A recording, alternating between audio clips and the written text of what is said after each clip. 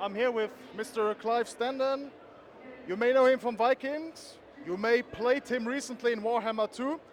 I'm having a great day. Luxembourg is like one of the best kept gems of Europe. It's beautiful here. Everyone's so friendly, so I've got nothing to complain about.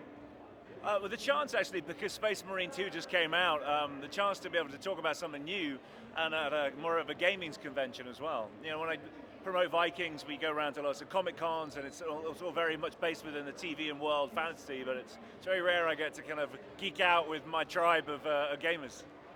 All time, I mean, it's all very personal about growing up. I could go for like the more advanced game that I played as I was older, like Fallout.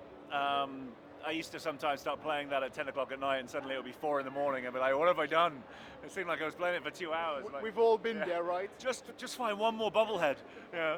And then, but growing up, like I grew up with the Master System and the Sega Mega Drive and things. I remember games like Echo the Dolphin and things like that, which were just weird at the time because they were like, wow, this is different. And then also there's the sports side of me. I've been a FIFA fan from its conception, from when people used to go with Pro Evolution or FIFA. I was always FIFA up until now. But Fallout, I think, is my big geek out. And then anything with aliens in it.